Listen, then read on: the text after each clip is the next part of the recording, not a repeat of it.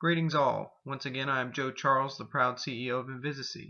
On behalf of Sean and Marwin, I'd like to welcome everyone back and thank those who have already taken the opportunity to invest in our company. Invis is a world leader in transparent LCD technology solutions for life-changing applications.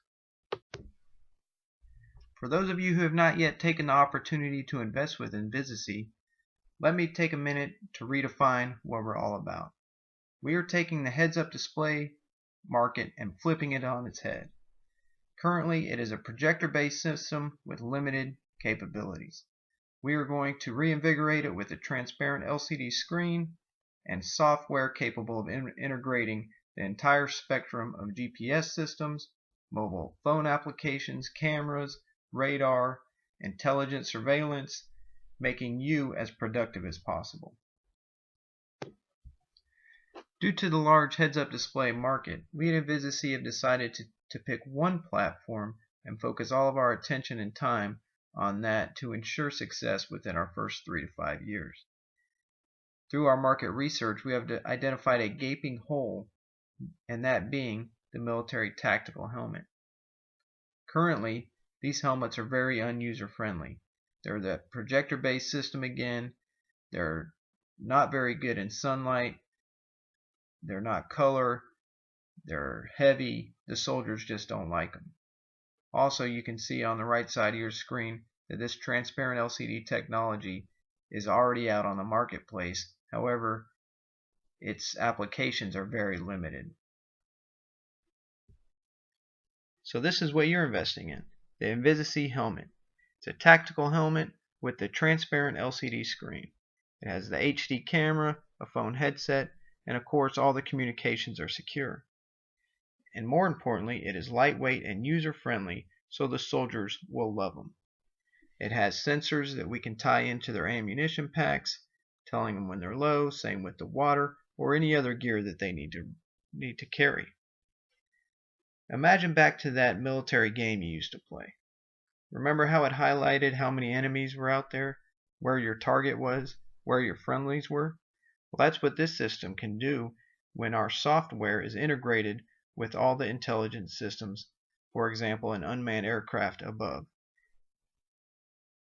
Also, just as important, this direct feed goes back to the Command Operations Center so they can provide you with real-time assistance as required.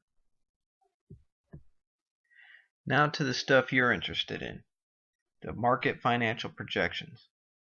Well, PRS News did a heads-up display market analysis back in 2011. At that time, the market was worth about $83 million.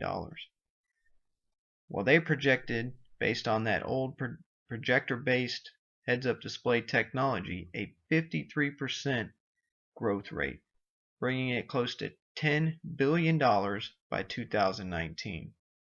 And just to give you a quick example of what the DoD has to offer, in 2013, they awarded a $556 million procurement contract for a joint tactical radio system. Just a radio system went for $556 million. Their total DoD procurement budget is over $100 billion. So here's how we plan to break into that $10 billion industry.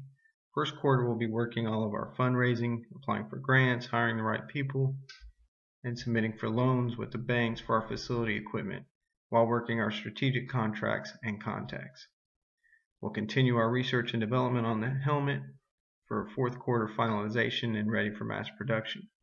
By the first quarter FY15, we'll award our first contract with the Department of Defense.